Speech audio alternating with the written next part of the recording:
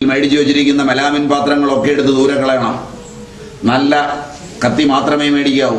തിളക്കം കണ്ടോണ്ടും വഴിയരികിന്ന് ഷർട്ടും കോട്ടും ഇട്ടവൻ വിൽക്കുന്ന കണ്ടോണ്ടും ഒക്കെ മേടിച്ചോണ്ട് വരരുത്. ആഡംബരമുള്ള ബിഗ് ബസാറിൽ നിന്നാണ് മേടിച്ചുകൊണ്ട് വന്ന് വരുന്നത്. നല്ല കൊല്ലൻ്റെ കയ്യിൽ നിന്ന് നല്ല കത്തി മേടിക്കാൻ പഠിക്കണം. അലുമിനിയം, ഇൻഡാലിയം, നോളിയം, സ്റ്റീൽ പാത്രങ്ങളിൽ പാചകം ചെയ്യരുത്. ചോറ് അലുമിനിയം പാത്രത്തിലും സ്റ്റീൽ പാത്രത്തിലും പാചകം ചെയ്യുമ്പോൾ ആവി അടപ്പിത്തട്ടി അതിലേക്ക് വീണ് കണ്ടാമിനേറ്റഡായി ബാക്ടീരിയയും അമീബയും എല്ലാം ഉണ്ടാവും. വൈകുന്നേരം ആകുമ്പോഴേക്ക് വളിക്കും.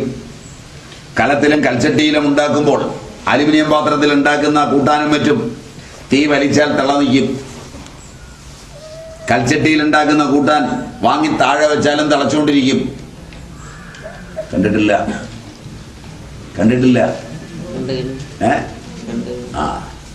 ശ്രദ്ധിച്ചിട്ടുണ്ട്, കണ്ടിട്ടുണ്ടാവണം. അതിനകത്ത് വെള്ളം നല്ലോലെയുള്ളപ്പോൾ സാമ്പാർ, വെള്ളം നല്ലോലെയുള്ളപ്പോൾ അവിയൽ വാങ്ങി അടച്ചു വെച്ചാൽ വിളമ്പാറാകുമ്പോഴേക്ക് വെള്ളം പറ്റിപ്പോവും.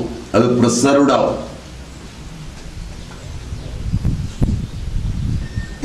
അപ്പോൾ മൺകലങ്ങൾ, മൺചട്ടികൾ, കൽച്ചട്ടികൾ ഇവയൊക്കെ പ്രിസർവേഡ് ആയിട്ട് ഭക്ഷണത്തെ സൂക്ഷിക്കുന്ന ദിവസങ്ങളോളം. പഴയ ആളുകൾ തീയിലും അതുപോലുള്ള കറികളും ഒക്കെ വെക്കുമ്പോൾ ദിവസങ്ങളോളം ഇരിക്കും കേടുവരാതെ. നിങ്ങളുടെ പുതിയ പാത്രങ്ങൾ അതിന് പറ്റൂല. അലുമിനിയം ശുദ്ധജലത്തോട് റിയാക്ട് ചെയ്യും. അലുമിനിയം ഓക്സൈഡ് ഉണ്ടാവും. അതിൽ ചോറ് വെച്ചാൽ അലുമിനിയം ഓക്സൈഡ് ഫ്രീ ആയിട്ട് അകത്തിയില്ലും. മനസ്സിലായില്ല? അതിനകത്തേക്ക്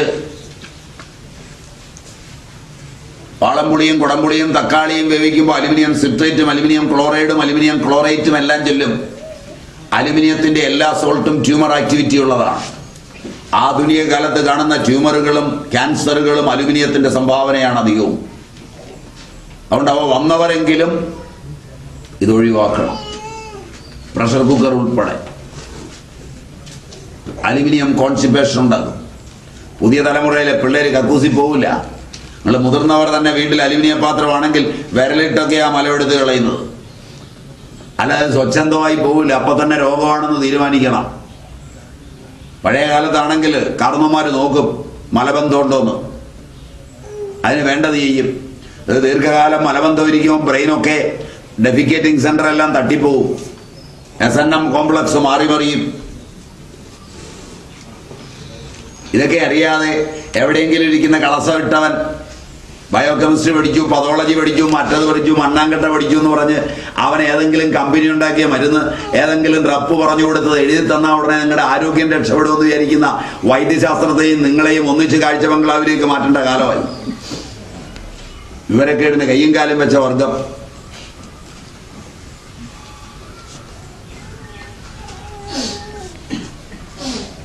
ശരിയല്ല. അതുകൊണ്ട് ശരിക്കിരുന്ന് ആലോചിക്കുക. നല്ലപോലെ ആലോചിച്ചിട്ട് മാത്രം ചെയ്യുക. പാത്രങ്ങളൊക്കെ ശുദ്ധമായിരിക്കണം. ഫ്രിഡ്ജും ഫ്രീസറും ഒക്കെ അണുക്കളെ ഉണ്ടാക്കുന്നതാ, അണുവില്ലാതാകുന്നതല്ല. ഫ്രിഡ്ജും ഫ്രീസറും AC ഒക്കെ അണുവില്ലാതാകുമെന്ന് വിചാരിച്ചാൽ നിങ്ങൾ സ്വീകരിച്ചിരിക്കുന്നത്. റൈറ്റ്? ഇന്ന് വരെ നിങ്ങളിൽ ഒരുത്തനും ഒരുത്തിയും നോക്കിയിട്ടില്ല. ആ ഫ്രിഡ്ജിലിരിക്കുന്ന 3 ദിവസമായ പാചകം ചെയ്ത ആഹാരം എടുത്ത് മൈക്രോസ്കോപ്പിലൂടെ നോക്ക്. വൈറസ് ഉണ്ടോ, വൈറസ് ഫ്രീ ആണോ, അമീബ ഫ്രീ ആണോ, ബാക്ടീരിയ ഫ്രീ ആണോ എന്ന്. അല്ലാതെ പരസ്യം കണ്ട് മേടിക്കാതെ.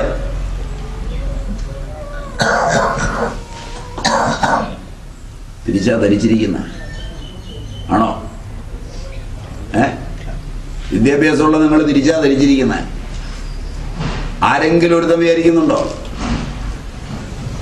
ഇത് വൈറസ് ഫ്രീ ആണ് എന്ന് ധരിച്ചല്ലേ ഇത് മേടിച്ചിരിക്കുന്നത്? ചോദ്യം മനസ്സിലായില്ല? അതുകൊണ്ട് ശരിയാവണ്ണം ഇരുന്ന് ആലോചിക്കുക. 1490കളിൽ ഇന്ത്യയിലേക്ക് കടന്നു വന്ന പോർച്ചുഗീസുകാരുടെ ആഗമനം കഴിഞ്ഞ് ഇന്ത്യയിൽ മാരകമായ വിധം സിഫിലിസും ഗൊണേറിയയും വിതയ്ക്കാൻ അവർക്ക് കഴിഞ്ഞു. പക്ഷെ 10 കൊല്ലം കഴിഞ്ഞ് അവർ നോക്കിയപ്പോൾ ഇന്ത്യയിൽ അത് കത്തിപ്പടർന്നില്ല. കാരണം ഇന്ത്യയിൽ സൂര്യന്റെ പ്രകാശം ഉള്ളത് കൊണ്ട് വൈറസും അമീബയൊന്നും നിൽക്കില്ല. ഹൃദ്രോഗത്തിന് ഇളവേലും ഉണ്ടാൽ മാറും. അതുകൊണ്ട് ഈ നാട്ടിൽ ഹൃദ്രോഗം അധികം വന്നില്ല. മഞ്ഞപ്പിത്തം ഈ രാജ്യത്ത് വളരെ കുറവായിരുന്നു മറ്റു രാജ്യങ്ങളെ അപേക്ഷിച്ച്. കാരണം മഞ്ഞപ്പിത്തത്തിന്റെ അണുക്കൾ സൂര്യപ്രകാശത്തിൽ നിൽക്കില്ല. ഹെപ്പറ്റൈറ്റിസ് ബിയും സിയും ഒന്നും. അതുകൊണ്ട് അമേരിക്കയിലും ഇംഗ്ലണ്ടിലും ഉണ്ടാക്കിയ മരുന്നുകൾ ഇന്ത്യയിൽ കച്ചവടം ചെയ്യാൻ വിഷമമാണെന്ന് കണ്ട പാശ്ചാത്യ ഗവേഷകന്മാരും ഇന്ത്യൻ ഗവേഷകന്മാരും ഇന്ത്യൻ ഭരണാധികാരികളും കൈകോർത്ത് പിടിച്ച് കമ്മീഷൻ മേടിച്ചപ്പോൾ നിങ്ങളുടെ കെട്ടിടങ്ങളെല്ലാം ചില്ലിട്ട് അകത്ത് AC ആക്കി. സൂര്യപ്രകാശം കടന്നു വരരുതെന്ന് തീരുമാനിച്ചപ്പോൾ അവയിലെല്ലാം അണുക്കൾ വേണ്ട വിധം പ്രവർത്തിക്കാൻ തുടങ്ങി. ബാംഗ്ലൂരും IT മേഖലയിലും AC-യിലിരുന്ന് പണിയെടുക്കുന്നവന്റെ ലിവർ തട്ടിപ്പോകാൻ തുടങ്ങി. സൂര്യപ്രകാശത്തിന് വിപരീതമായി പ്രതിപ്രവർത്തിക്കുവാൻ തുടങ്ങിയപ്പോൾ അവനിൽ ഹെപ്പറ്റൈറ്റിസ് ബിയും സിയും ഒക്കെ വർദ്ധിക്കാൻ തുടങ്ങി. പ്രായമായവർക്ക് പനയ്ക്കകത്തിരുന്ന് AC-യിലെ ജീവിതം കൊണ്ടുപിടിച്ചപ്പോ എല്ലിന് തേയ്മാനം വന്നു തുടങ്ങി. എല്ലിന് ബലമുണ്ടാക്കുന്ന വൈറ്റമിൻ D സൂര്യന്റെ സംഭാവനയായിരുന്നു. ഇന്ത്യയിൽ ഒരാൾക്കും ആ രോഗം ഉണ്ടായിരുന്നില്ല വാർദ്ധക്യ കാലത്ത്. ഇന്നെല്ലാത്തിനും ഓസ്റ്റിയോപൊറോസിസും ഓസ്റ്റിയോ ഇംപെർഫെക്റ്റയും ബഹളവുമായി വളരാൻ തുടങ്ങി.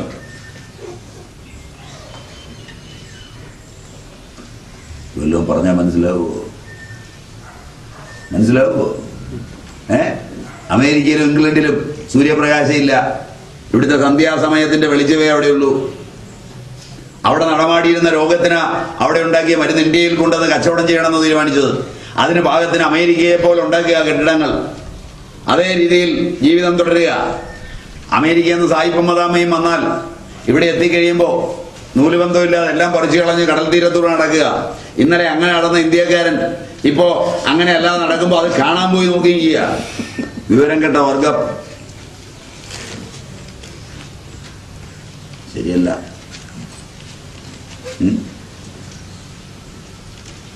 എന്റെ ഒബ്സർവേഷൻ ഒക്കെ തെറ്റാ?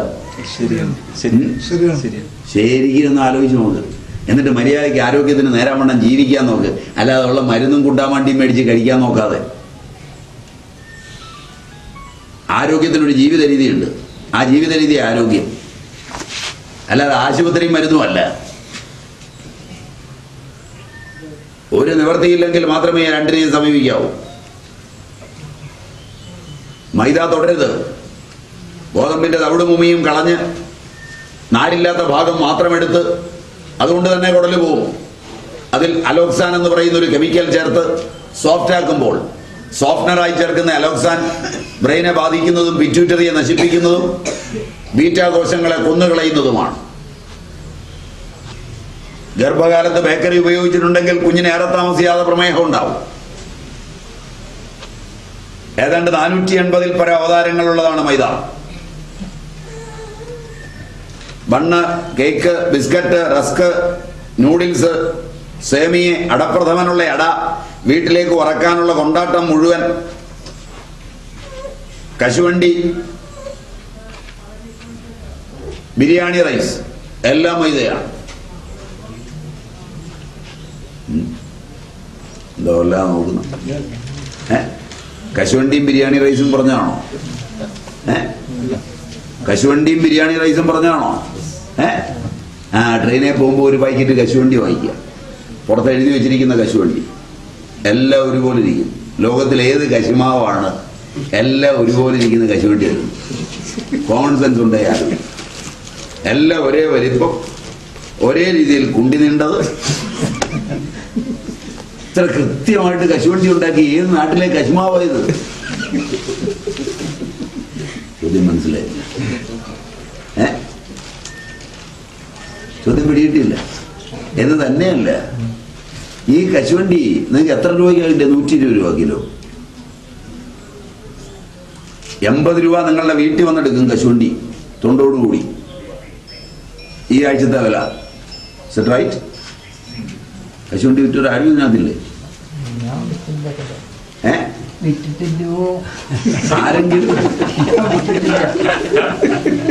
ആരെങ്കിലും ഒറ്റൊരാളില്ല. 80 രൂപ കശുവണ്ടിക്ക് ഇപ്പൊ വിലയുണ്ടെന്ന് അറിയാമോ? അതുമില്ല. അറിയാം. 80 രൂപയായി ഇന്നത്തെ വില. 80 രൂപയ്ക്ക് വീട്ടിൽ നിന്ന് മേടിച്ചാൽ 90 രൂപയെങ്കിലും കിലോയ്ക്ക് കിട്ടണം കടയിൽ കൊണ്ട് കൊടുത്താൽ. അവിടുന്ന് കശുവണ്ടി ഫാക്ടറിയിലേക്ക് എത്തിയാൽ അതിന് 100 രൂപയെങ്കിലും വില വരും. ഒരു 10 രൂപയെങ്കിലും ഒരു കിലോ ലാഭം കിട്ടണം. ഇല്ലെങ്കിൽ ഇറക്കും കയറ്റും കൂലിയൊന്നും മുതലാവില്ല. 10 രൂപ ഏറ്റവും കുറഞ്ഞതാ പറഞ്ഞത്.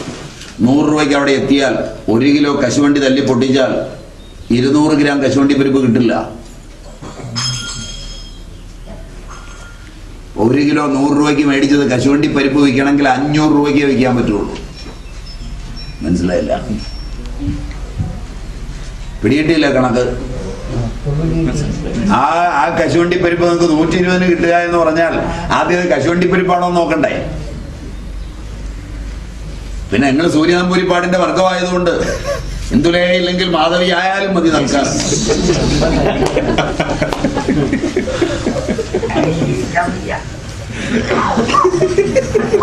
അല്ല, കാരണം നിങ്ങൾ വർഗാതാണല്ലോ. കാരണം കോമൺ സെൻസ് എന്ന് പറയുന്ന സാധനം പണ്ടേ കളഞ്ഞു കുളിച്ചില്ലേ. മറിച്ച് ആദ്യം ആലോചിച്ച് നോക്കണം, ഈ ഗണിത യുക്തി നോക്കണം. ഈ കൊണ്ട തരുന്ന സാധനം ഇവൻ എങ്ങനെയാ 140 തരുന്നതെന്ന്. ഇനി ആ പാക്കറ്റിൽ എഴുതിയിരിക്കുന്ന വായിച്ചു നോക്ക്. അതിനകത്ത് കണ്ടന്റ് എഴുതിയിട്ടുണ്ട്. കശുവണ്ടിയുടെ മൈദ, കശുവണ്ടിയുടെ എണ്ണ, കപ്പലണ്ടി പരിപ്പ്. അപ്പൊ കപ്പലണ്ടി പരിപ്പും പൊട്ടുകടലയും മൈദയും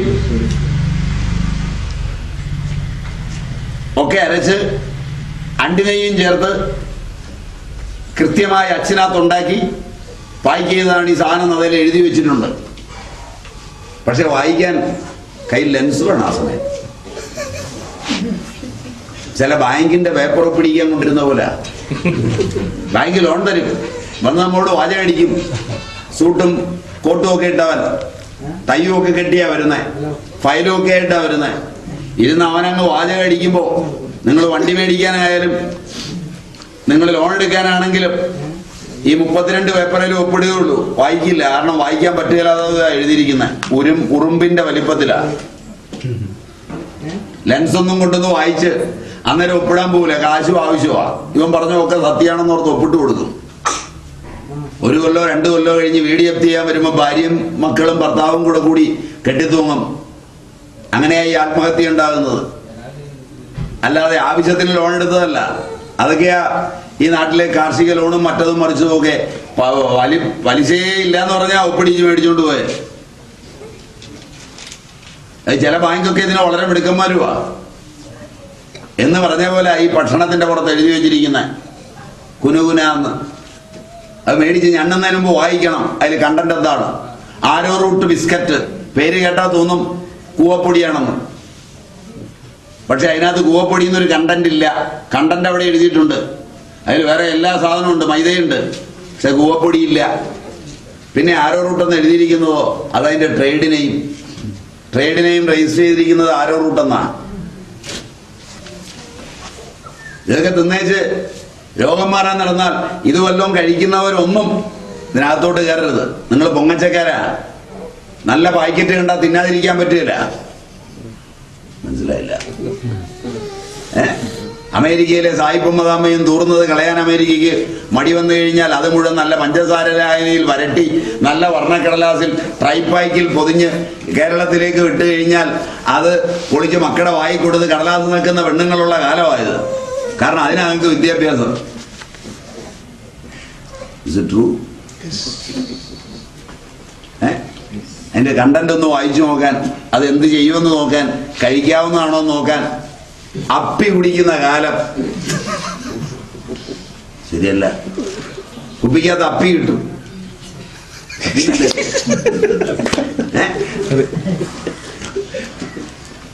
അത് കുറച്ചവിടെ ഒന്ന് തുറന്നെടുത്ത് കുറച്ച് കുടിച്ചേച്ച് അവിടെ വെച്ചാൽ 2 ദിവസം കഴിയുമ്പോൾ ഇത് അപ്പിയാവും. ഇതൊക്കെയാ അടിച്ചു കയറ്റുന്നത്. എന്നിട്ട് ആരോഗ്യം.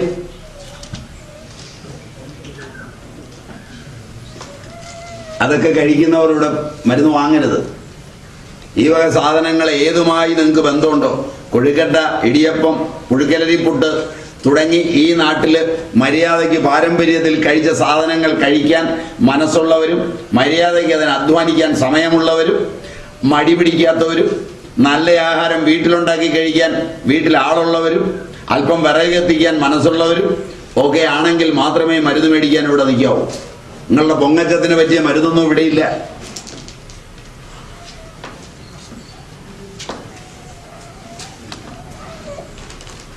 വരണ്ടായിരുന്നു ഇപ്പൊ തോന്നില്ലേ?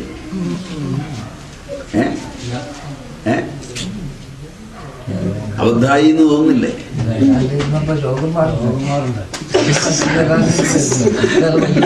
കാര്യം കാണാൻ കഴുതക്കാലം പിടിക്കണമെന്നാണോ? ഈ കണ്ട കാലം ഒന്നും ഇപ്പൊ രോഗം ഉണ്ടായില്ല. ഇപ്പൊ പെട്ടെന്ന് ഒരു 2-3 മാസമായിട്ട് ഞാൻ എന്നിട്ടിപ്പോ ഒരു ചെറിയ സാധനം കഴിച്ചാൽ മതി കെണിയാ മാറ്റിച്ചില്ല. അതെ, അതുകൊണ്ട് നല്ല പോലെ ആലോചിച്ചിട്ട് അകത്തോട്ട് കയറണം. അതൊക്കെ കയറാം. അത് എങ്ങനെ വേണമെങ്കിലും ഇല്ല. മറ്റിന് കിടക്കാൻ പറഞ്ഞാലും കിടക്കാം. ഇവിടെ തന്നെ കിടക്കണം. ഇത് ലോകം മാറുമ്പോ ഇതിന്റെ കാര്യം പറഞ്ഞു ചുമച്ചിട്ടും അതെനിക്ക് ഇഷ്ടമായി. അതെല്ലാം മാറി കിട്ടും. വിഷമിക്കണ്ട, മാറും. അത് മാറ്റി പല ബുദ്ധിക്കാൻ തോന്നില്ല. ഇതിന്റെ ജീവൻ എന്റെ ആവശ്യത്തിനൊന്നും നടക്കാനായി കിട്ടാൻ എന്താ വേണ്ടത്? അതൊന്നും ചെയ്തു തരും. ആയിക്കോട്ടെ, ചെയ്യാം. അപ്പൊ അതുകൊണ്ട് ഇത്രയും കാര്യം ഓർക്കണം. മുട്ടേറ്റ് ചെയ്ത യാതൊരു സാധനവും കഴിക്കരുത്. ഒന്നും കഴിക്കില്ല. 10 കോഴിയാണ്. പറഞ്ഞുതരാം. 10 കോഴിയാണ് ഒരു കോഴി നിൽക്കുന്ന സ്ഥലത്ത് നിന്ന് വളരുന്നത്. ബുദ്ധിയിൽ ഏറ്റവും കൂടിയ പക്ഷികളിലെ ജീവിയാണ് കോഴി. ഏറ്റവും ബുദ്ധിയുള്ള ജീവി കോഴിയാണ് പക്ഷികളുടെ കൂട്ടത്തിൽ. അതിന് സ്വതന്ത്രമായി നടക്കാനാവില്ല, ചെകഞ്ഞ് തിന്നാനാവില്ല, അതിൻ്റെ ഇഷ്ടത്തിൽ പെറുക്കി തിന്നാനാവില്ല. അതിൻ്റെ ബ്രെയിൻ അത്ര മാറി മറിയും.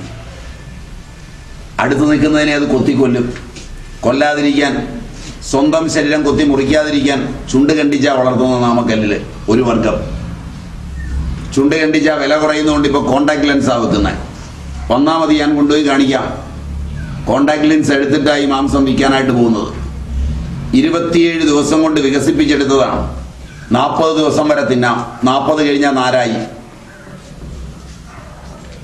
48 ദിവസം തികഞ്ഞിട്ടുണ്ടെങ്കിൽ ഈ കോഴി 47-ാമത്തെയോ 48-ാമത്തെയോ ദിവസം ഹൃദയം പൊട്ടി മാത്രമേ ചാകുന്നുള്ളൂ.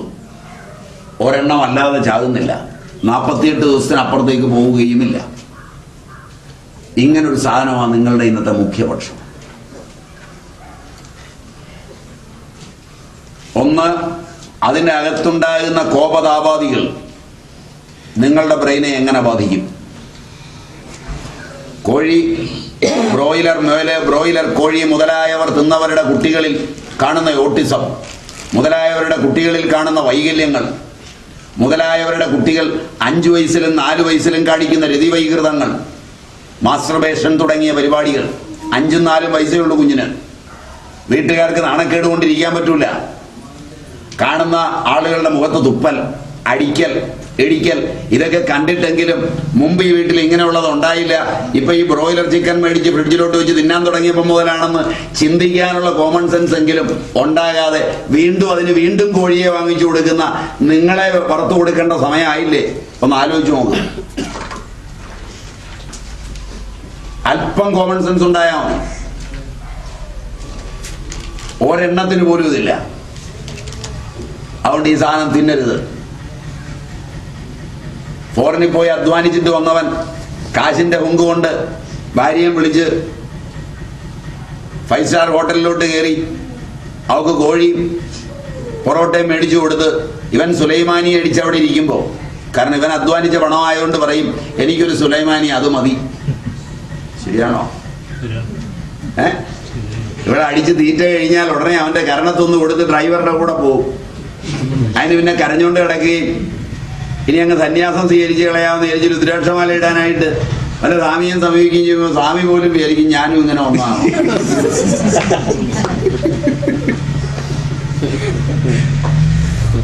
അതുകൊണ്ട് ആദ്യം ഈ തീറ്റ നിർത്തണം. നിർത്തിയിട്ടേ മരുന്ന് മേടിക്കാവൂ. കാണുന്നതെല്ലാം തിന്നാൻ കൊള്ളുന്നതല്ല. ഇനി എങ്ങനെയാണ് ഈ കോഴി വളർന്നത്? കോൺട്രാസെപ്റ്റീവ് ഹോർമോൺസ് അതിൻ്റെ ശരീരം മുഴുവൻ വളരാൻ കൊടുത്തിരിക്കുന്നത്. അതുകൊണ്ട് പുതിയ പെൺപിള്ളേർക്ക് മുഴുവൻ വീശ, ആൺപിള്ളേർക്ക് വീശയില്ല. ആൺപിള്ളേർക്ക് മീശയില്ലാത്തതുകൊണ്ട് ആണുങ്ങളുടെ ബാർബർ ഷോപ്പൊക്കെ അടച്ചു പൂട്ടി. പെൺപിള്ളേർക്ക് മീശ വന്നതോടുകൂടിയും കാലേ രോമം വന്നതോടുകൂടിയൊക്കെ ബ്യൂട്ടി പാർലർ, ബാർബർ ഷോപ്പ് പുതിയ പേരിൽ ബ്യൂട്ടി പാർലർ എന്ന പേരിൽ എല്ലാവരും തുടങ്ങി. ശരിയല്ല, ശരിയല്ല. ആദ്യകാലത്ത് അവിടെ ഇവിടെയും ഊശാന്താടി പോലൊരു 3-4 എണ്ണമേ ഉണ്ടായിരുന്നുള്ളൂ. അത് പ്ലക്ക് ചെയ്യാമായിരുന്നു. പിന്നെ ഇതിന്റെ എണ്ണം കൂടിയപ്പോൾ അടുത്ത തലമുറ വാക്സ് ചെയ്യാൻ തുടങ്ങി. അതിൽ നിൽക്കാതെ ഒന്ന് കട്ടി കൂടിയ മീശയായപ്പോൾ വേദന കൂടാൻ തുടങ്ങിയപ്പം ഇലക്ട്രോളിസിസ് ആയി. ഇപ്പോൾ ഇലക്ട്രോളിസിസിലും പിടിക്കാതെ വന്നപ്പോൾ വടിക്കലായി. ഇപ്പൊ അതുകൊണ്ട് കല്യാണം കഴിച്ചാൽ പണ്ട് പുരുഷന്റെ മുഖത്ത് സ്ത്രീയുടെ മുഖം മുട്ടുമ്പോഴാണ് കുറ്റിരോമത്തിന്റെ സുഖം അറിഞ്ഞത്. ഇപ്പൊ തിരിച്ചായി തുടങ്ങി. ഇതൊക്കെ നുണയാണെങ്കിൽ തന്നെ തല്ല. നേരുണ്ടോ? നേരുണ്ടോ ഈ പറഞ്ഞത്? ഈ വികൃത ജീവിതം, പരിഷ്കൃത ജീവിതം, ഇതിനാ നിങ്ങൾ എഴുന്നള്ളി ഈ ജാഥയൊക്കെ നയിച്ച് പുരോഗതി എന്ന് പറയുന്നത്. ഇതിന് വികൃത ജീവിതം എന്നാ പറയുക. ഇതിന് പകരം മര്യാദയ്ക്കുള്ള ആഹാരം കഴിക്കണം, കോഴിയെ തിന്നരുത്. ഇത് മാത്രമല്ല, 1960കളിൽ പെൺകുട്ടികൾ 17, 18, 19, 20 വയസ്സിൽ ആദ്യത്തെ മെൻസസ് കാണിച്ചെങ്കിൽ 1980 അത് 14 വയസ്സായി. 90 അത് 12, 13 വയസ്സായി. 2000 ആണ്ടിൽ അത് 11, 12 വയസ്സായി. ഇപ്പൊ 10 വയസ്സിൽ താഴെ. 6 മുതൽ 10 വയസ്സ് വരെയുള്ള സമയത്തിനുള്ളിൽ പെൺകുട്ടികളാണെന്ന് അറിയിക്കും. ആൺകുട്ടികൾക്ക് നേരത്തെ ബീജം വരും. അതുകൊണ്ട് 8 വയസ്സുള്ള ആൺകുട്ടിയെ കെട്ടിപ്പിടിച്ച് കിടന്നാൽ ചിലപ്പോൾ അമ്മ പ്രസവിക്കും. 11 വയസ്സുള്ള പെൺകുട്ടിയെ അച്ഛൻ തന്നെ ഉപദ്രവിച്ചു എന്ന് പറഞ്ഞ് പെൺകുട്ടി പോലീസിൽ വിളിച്ചു പറയും. കാരണം ഇത് ദേഹത്ത് തൊട്ടിരിക്കുമ്പോൾ പൂർണ്ണ വളർച്ചയെത്തിയ സ്ത്രീയാ. കാലം മാറിയെന്നോർത്ത് വേണം അടുക്കയിരുത്താൻ. കൊച്ചു കുഞ്ഞുങ്ങളല്ല ഇതൊന്നും, കുഞ്ഞാണെന്ന് തോന്നും. കാലം അത്രയും മാറിയിരിക്കുക. മാസം തികഞ്ഞ് പ്രസവിക്കുന്ന ഒരു പ്രസവവും ഇല്ല കേരളത്തിൽ. 290 ദിവസം തികഞ്ഞിട്ടൊരു പ്രസവം ഇപ്പൊ കേരളത്തിലില്ല. സമയം ഇങ്ങോട്ട് താന്നു 150 ദിവസം വരെയായി.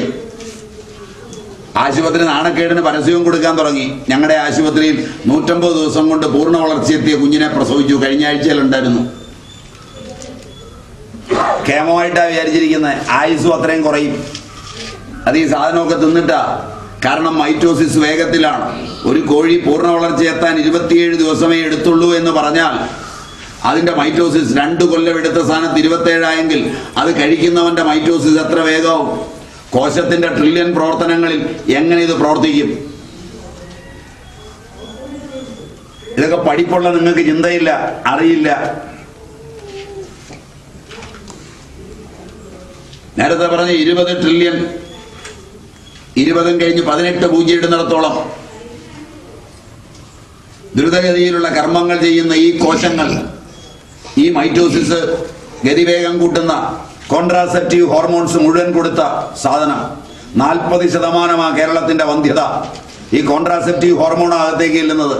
കുട്ടി ഉണ്ടാകുന്നില്ല, മെൻസസ് ഇല്ല, വന്നാ ബ്ലീഡിങ് നിൽക്കുന്നില്ല. ഇതൊക്കെ സ്ത്രീയുടെ പ്രശ്നം. പുരുഷന് ബീജശേഷിയില്ല. കാരണം തിന്നുന്നത് മുഴുവൻ സീഡ്ലെസ്. തള്ള മേടിച്ചുകൊണ്ട് കൊടുക്കുന്ന മുന്തിരിങ്ങയോ ആപ്പിളും ഒക്കെ അകത്ത് കുരുവില്ലാത്തതാ. അതിന്റെ വംശവർദ്ധനവിനുള്ള കുരു കളയാനുള്ള ഒരു ഹോർമോൺ കയറ്റിയ സാധനം 5 വയസ്സ് മുതൽ കുഞ്ഞിന് തിന്നാൻ കൊടുത്ത് 20, 25 വയസ്സിൽ കല്യാണവും കഴിപ്പിച്ചിട്ട് ഇവനെ ചുമന്നുകൊണ്ട് കിടക്കുകയാണ് ഉരുളി കമഴ്ത്താൻ. സന്യാസിയെ കൊണ്ട് ജപിപ്പിച്ച് പഴം കൊടുക്കാൻ. പഴം കൊടുത്താലൊന്നും പോരാ. ഭാര്യയ്ക്ക് ശേഷിയുണ്ടെ അയാളുടെ അടുക്ക കൊണ്ട് താമസിപ്പിക്കേണ്ടി വരും. കുട്ടി ഉണ്ടാകണമെങ്കിൽ വേറെ ആളിനെ തേടേണ്ടി വരും. അത് വരാതിരിക്കണം എന്നുണ്ടെങ്കിൽ ഭക്ഷണം ശ്രദ്ധിക്കണം. കുട്ടി ഉണ്ടാകണമെന്നും കുടുംബജീവിതം വേണമെന്നും തീരുമാനിക്കുന്നവൻ, ആരോഗ്യമുള്ള കുഞ്ഞുങ്ങൾ ഉണ്ടാകണമെന്ന് തീരുമാനിക്കുന്നവൻ സീഡ്ലെസ്സും കാണുന്ന അന്തകവിത്വമൊന്നും തിന്നരുത്. പഴയ കാലത്ത് തള്ളമാർക്ക് ഉണ്ടായിരുന്നതുകൊണ്ട് 2 പഴം ഒന്നിച്ചു ചേർന്നിരിക്കുന്നതോ 3 എണ്ണം ഒന്നിച്ചു ചേർന്നതോ കഴിച്ചാൽ പോലും പെൺകുട്ടികളോട് പറയും, നിന്റെ ബ്രെയിനിൽ ഇതിന്റെ ചിത്രം വീണാൽ നിനക്ക് കുട്ടികളുടെ എണ്ണം കൂടും. അതുകൊണ്ട് ഇരട്ടപ്പഴമൊന്നും നീ തിന്നരുത്. പേട്ട് തേങ്ങ എടുത്തുകൊണ്ട് വരുമ്പോ പ്രായമായ വയസ്സന്മാർ അതിന് മധുരം കൂടുതലാ, തിന്നോട്ടെ, ഇനിയിപ്പോ പിള്ളേരൊന്നും അയക്കു വേണ്ടല്ലോ, അതുകൊണ്ട് നീ കഴിക്കരുത് എന്ന് പറഞ്ഞു കൊടുക്കുമായിരുന്നു. അത്രയെങ്കിലും കോമൺ സെൻസ് വിദ്യാഭ്യാസമുള്ള നിങ്ങൾക്ക് ഉണ്ടായിരുന്നെങ്കിൽ മനസ്സിലാവുമല്ലോ. എന്തിനാ പഠിക്കാൻ പോയി? എത്ര കൊല്ലം പഠിച്ചു?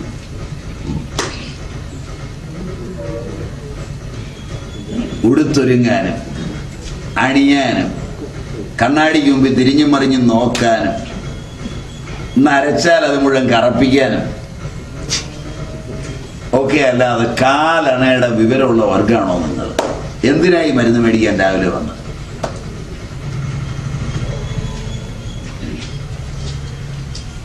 ഞാനീ പറഞ്ഞതിൽ ഏതെങ്കിലും ഒന്ന് നിങ്ങൾ ചിന്തിച്ചിട്ടുള്ളതാണോ? ഏതെങ്കിലും ഒരു കാര്യം? ചോദ്യം മനസ്സിലായില്ല. നിങ്ങൾ പിള്ളേരെ വളർത്തുന്നു, കല്യാണം കഴിച്ചിരിക്കുന്നു, സാമൂഹ്യ ജീവിതം പുലർത്തുന്നു, കുടുംബം കൊണ്ടുപോകുന്നു, വിദ്യാഭ്യാസം വേണ്ടുവോളുണ്ട്. ഞാൻ ഇന്ന് രാവിലെ ഇത്രയും നേരം നിങ്ങളോട് പറഞ്ഞതിൽ ഒരു കാര്യം നിങ്ങൾ ചിന്തിച്ചിട്ടുണ്ടോ? ചോദ്യം മനസ്സിലായില്ല. ഉത്തരം ചിന്തിച്ചിട്ടുണ്ടോ? ചിന്തിച്ചു? നിങ്ങളിൽ ഏതെങ്കിലും ഒരെണ്ണം ഞാൻ ഈ പറഞ്ഞതെല്ലാം ചിന്തിച്ച് മര്യാദയ്ക്കാണോ ജീവിക്കുന്നത്? മേളാങ്കിച്ച് നടക്കാനല്ലാതെ പിള്ളേരെ വളർത്താനോ കുടുംബം പുലർത്താനോ മര്യാദയ്ക്ക് സാന്ത്വനത്തോടെ ജീവിക്കാനോ ഒന്നും അറിയില്ല. ജാഥ നയിക്കാൻ അറിയാം, മുഷ്ടി ചുരുട്ടി ആകാശത്തിലേക്ക് എറിഞ്ഞ് മുദ്രാവാക്യം മുഴക്കാൻ അറിയാം, മറ്റുള്ളവരെ പറ്റിക്കാൻ അറിയാം. അതെന്തറിയാം അല്ലാതെ ഈ വിദ്യാഭ്യാസം കൊണ്ട്?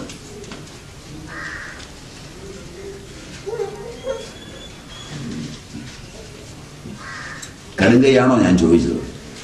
കടന്നൂരെ ഞാൻ ചോദിച്ചത് കടുങ്കയാണോ? തരാത് കഴിയുമ്പോൾ കഴിഞ്ഞാൽ ഉടനെ തരാം. ഞാൻ പറഞ്ഞത് തെറ്റില്ലല്ലോ. അതുകൊണ്ട് ഒന്ന് പുനർചിന്തനം ചെയ്യും. മരുന്നൊക്കെ മേടിക്കുന്നതിന് മുമ്പ്, അകത്തോട്ട് കയറുന്നതിന് മുമ്പ് നിങ്ങൾ നിങ്ങളുടെ വിദ്യാഭ്യാസത്തെയും നിങ്ങളുടെ ജീവിതക്രമത്തെയും ഒന്ന് പുനർചിന്തനം ചെയ്യും. ചെയ്തു കഴിഞ്ഞാൽ മരുന്ന് വേണ്ടി വരില്ല. 10 പാപങ്ങൾ ചെയ്യരുത്. അന്നം പരിശുദ്ധമായിരിക്കണം. എന്ത് അകത്തേക്ക് കഴിക്കുന്നതിന് മുമ്പ് ആലോചിച്ചിട്ടേ അകത്തേക്ക് എടുത്തു വെക്കാവും. അതിലെ പരസ്യം കണ്ടോ, നിറം കണ്ടോ ഒന്നും മേടിച്ചെടുക്കരുത്. 3, രോഗം മാറാൻ ഒരു മരുന്ന് കഴിച്ചാൽ ഇവിടുന്നും മരുന്ന് മേടിക്കണമെന്നില്ല. ഒരു മരുന്ന് കഴിച്ചാൽ രോഗം മാറും. അത് കഴിച്ചില്ലെങ്കിൽ ഇവിടുന്ന് മരുന്ന് മേടിച്ചാലും മാറില്ല. ആ മരുന്നിന്റെ പേര് കൃതജ്ഞത. അച്ഛന്റെ ബീജം അമ്മയുടെ അണ്ടം യോജിച്ച് സൈഗോട്ടുണ്ടായാൽ ആ അച്ഛനോടുള്ള കടപ്പാട്, വെളുത്ത ഒരു പെണ്ണിനെ കിട്ടിയാലോ ഒരു പണക്കാരന്റെ കൈ പിടിച്ചാലോ ഉടനെ തന്തയും തള്ളയെ നിഷേധിക്കരുത്. ഞാൻ നേരത്തെ പറഞ്ഞ നിങ്ങളുടെ ഫാഗോസൈറ്റ്സ് എന്ന് പറയുന്ന കേന്ദ്രത്തിൽ അമൃതകലയും വിഷകലയും ഉണ്ട്. എപ്പോൾ നിങ്ങൾ നിങ്ങളുടെ തന്തയെ നിഷേധിക്കുന്നു, തള്ളയെ നിഷേധിക്കുന്നു, വിഷകല സജീവമാവും. ഓട്ടോടോക്സിൻ പുറപ്പെടും, IgG മാറും, IgM മാറും, IgA മാറും, CD4 മാറും, CD8 മാറും. വേറെ ഒരു പണിയില്ലാതെ മാറും. അതുകൊണ്ട് ഏതൊരുത്തനും അവൻ ഉണ്ടാക്കുന്നതിൻ്റെ 10-1 എത്ര കോടീശ്വരനാണ് തന്തയെങ്കിലും കൊണ്ടുപോയി കൊടുക്കണം. താൻ വളർത്തിയ തൻ്റെ മകൻ ഉണ്ടാക്കിക്കൊണ്ടിരുന്ന ഒരെണ്ണത്തിൽ കിട്ടുന്ന ആനന്ദം തനിക്ക് കിട്ടിയ സ്വത്തിലൊന്നും ഉണ്ടാവില്ല. ആ സമയത്ത് അയാളിൽ നിന്നുണ്ടാകുന്ന ഒരു തരംഗം അസ്നാവിരം, സ്നായുക്കളില്ലാതെ നിങ്ങളുടെ കോശാന്തരത്തിലേക്ക് കടന്നു ചെല്ലും. ആ കൃതജ്ഞതയുടെ നിമിഷം നിങ്ങളുടെ സകല രോഗവും പോവും. തന്തയ്ക്ക് കൊടുക്കാത്തവനൊന്നും മരുന്നിന് നിൽക്കരുത്. 10-1 തന്തയ്ക്ക് കൊടുക്കും.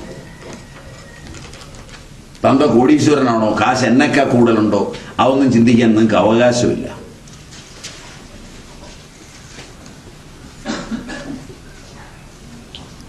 അച്ഛന് കൊടുക്കാത്ത ഒരുത്തനും മരുന്നിനകത്ത് കയറും. തന്തയെ നിഷേധിക്കരുത്, ചീത്ത വിളിക്കരുത്. ആരോഗ്യത്തിലെ പ്രധാന മരുന്ന് ആ കൃതജ്ഞതയാണ്. തള്ളയ്ക്ക് കൊടുക്കരുത്. കാരണം കൊടുക്കാൻ നിങ്ങൾക്ക് യോഗ്യതയില്ല. തന്തയുടെ 1000 മടങ്ങാ തള്ള. പെറ്റ തള്ളയേക്കാൾ മുകളിൽ ആരുമില്ല. അച്ഛൻ ശപിച്ചാലും അമ്മയൊന്ന് ചിരിക്കാനിടയായാൽ ആ ശാപം പോകും. അതുകൊണ്ട് അമ്മയ്ക്ക് കൊടുത്ത് നിങ്ങൾ ചെറുതാകരുത്. അമ്മ എടുത്തിട്ട് വല്ലതും ഉണ്ടെങ്കിൽ നിങ്ങൾ ഉപയോഗിച്ചാൽ മതി. ആദ്യം പറഞ്ഞപ്പോൾ സന്തോഷമായി, അമ്മയ്ക്ക് കൊടുക്കണ്ടാവും.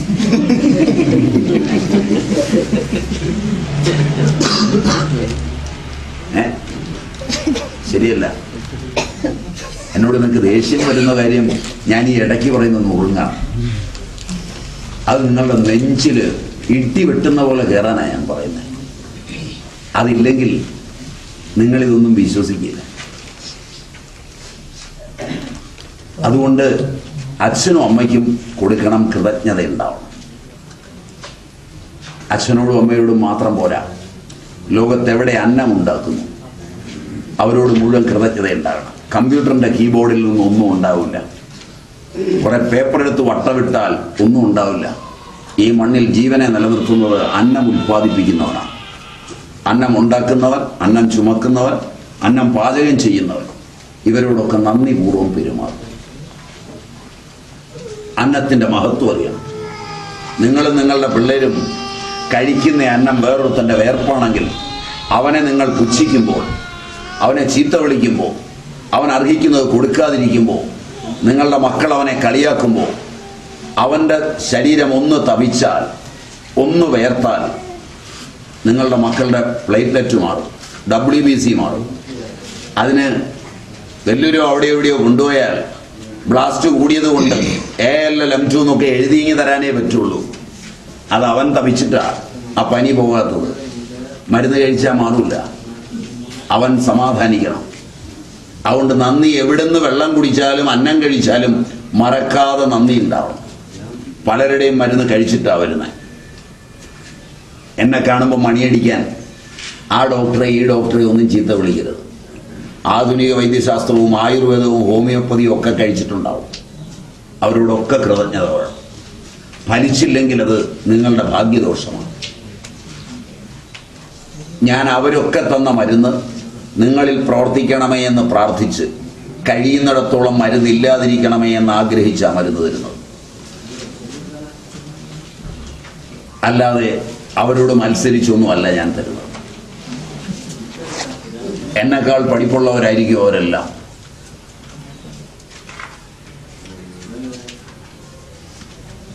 പക്ഷെ നിങ്ങൾക്ക് ഫലിച്ചില്ല.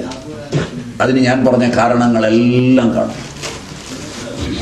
അതുകൊണ്ട് ഇത്തവണ കൊണ്ട് ഇനി മരുന്ന് മേടിക്കേണ്ടി വരരുത് എന്ന് തീരുമാനിച്ചു, ഇനിയുള്ള ജീവിതം അങ്ങോട്ട് പൂർണ്ണ ആരോഗ്യത്തോടെ ഇരിക്കണമെന്ന് നിശ്ചയിച്ച് ശ്രദ്ധാപൂർവം വേണം മരുന്ന് മേടിച്ചുകൊണ്ട് പോകാൻ.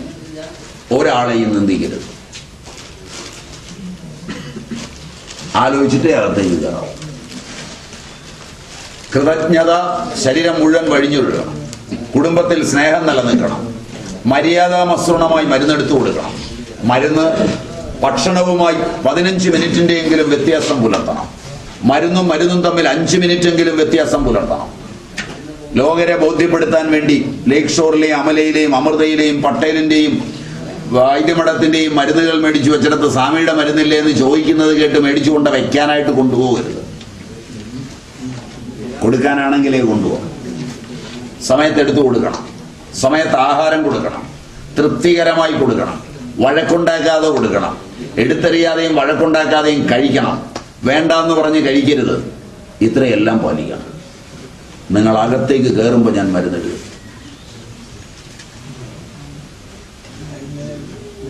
ഒരുപാട് പരിശോധനയൊന്നും ഉണ്ടാവില്ല. 30 സെക്കൻഡ് മുതൽ 1 മിനിറ്റ് വരെയുള്ള സമയത്തിനുള്ളിൽ മരുന്ന് എഴുതി.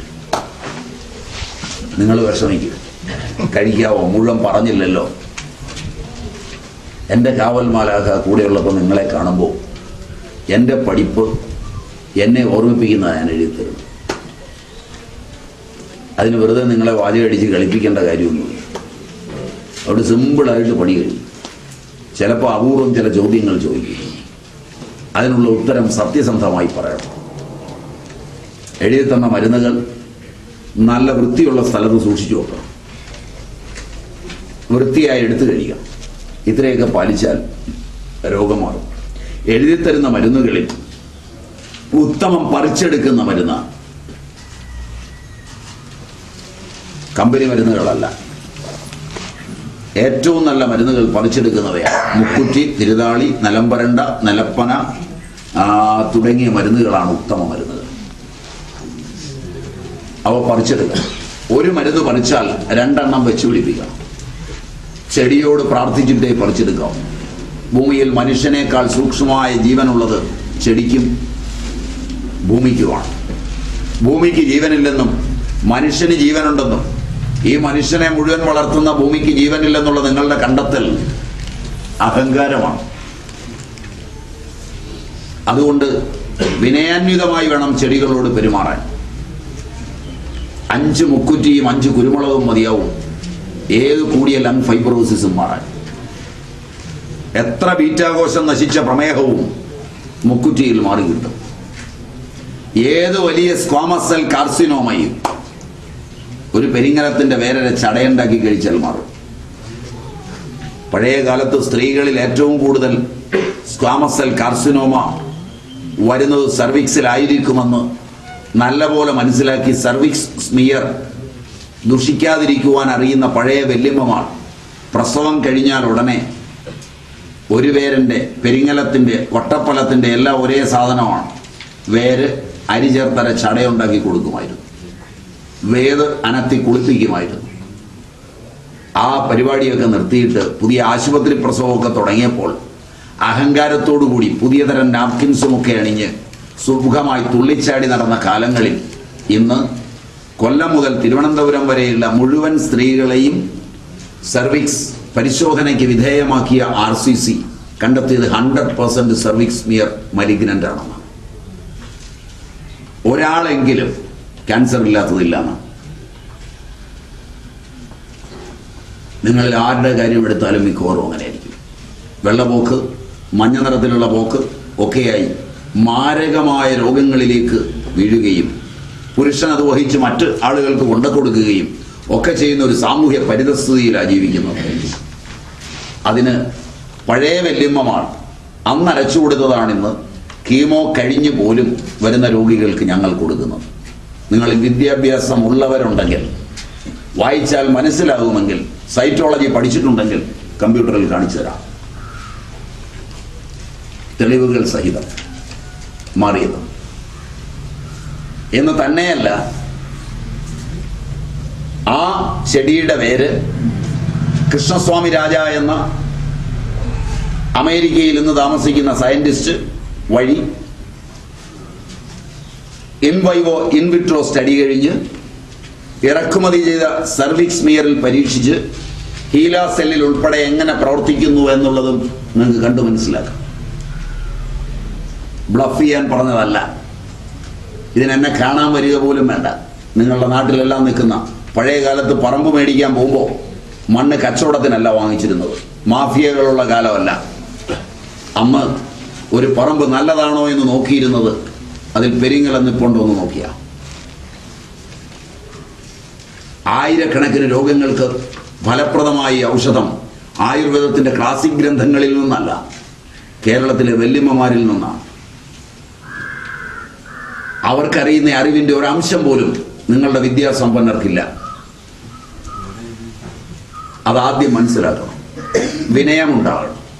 മുറ്റത്ത് നിൽക്കുന്ന ചെടികൾ മുത്തങ്ങ പറിച്ചു കൊണ്ടുവന്ന് തൊലി കളഞ്ഞ് ആട്ടുംപാലിൽ കാച്ചിത്തന്ന് കുടിച്ചവർ, പ്രായമായവർ ഇതിനകത്ത് ഇഷ്ടം പോലെ ഇരിപ്പുണ്ട്.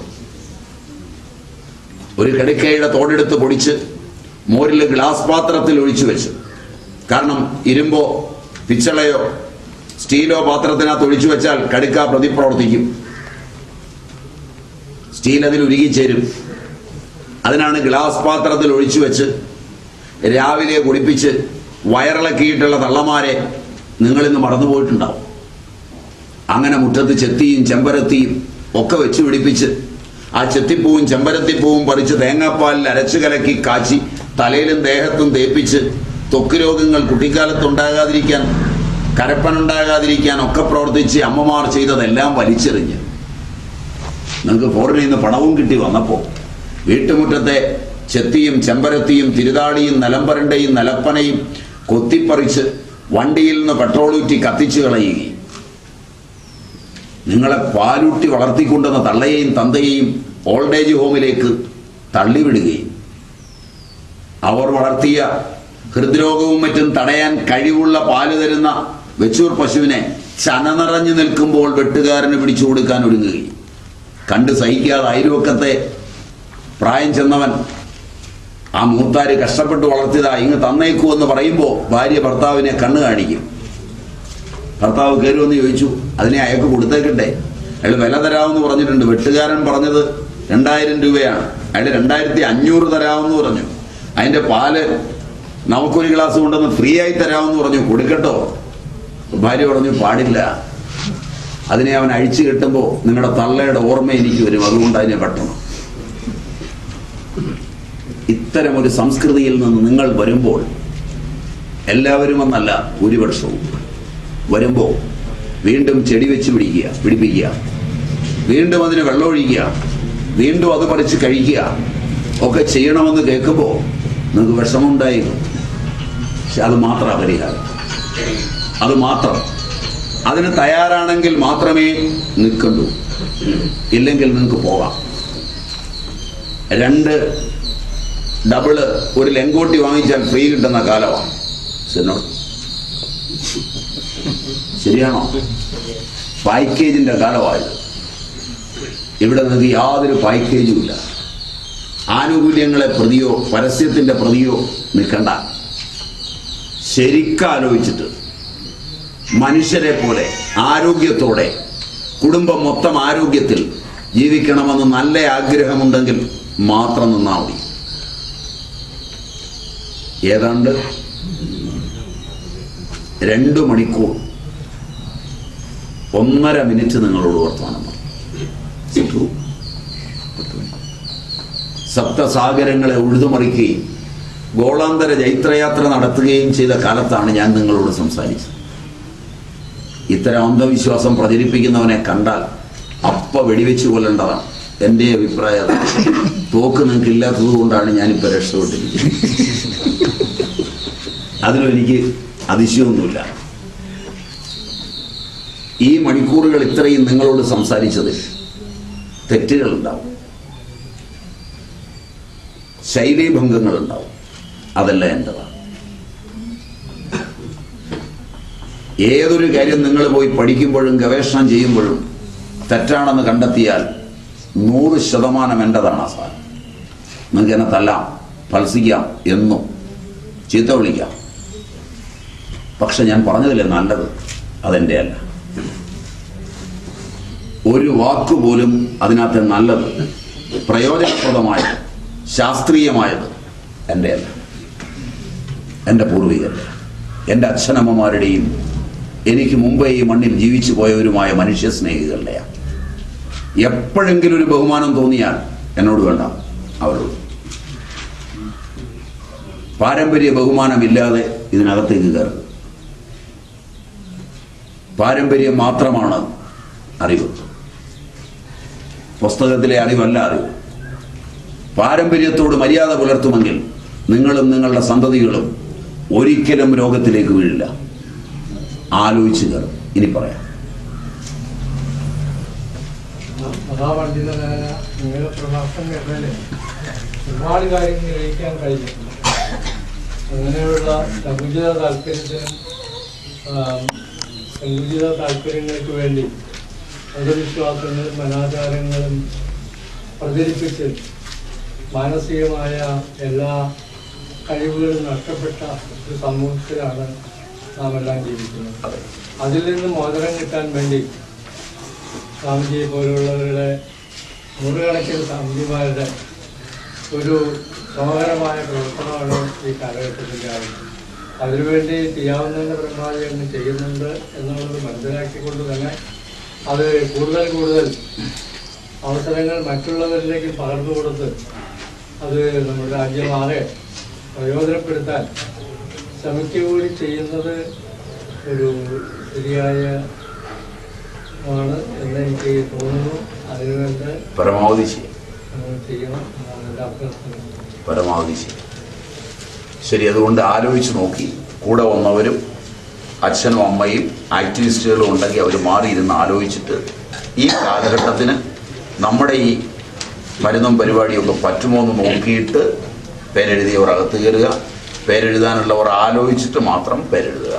പറഞ്ഞതൊക്കെ പാലിച്ചാൽ രോഗം മാറുന്നതാണ്. ശരിയെന്നാൽ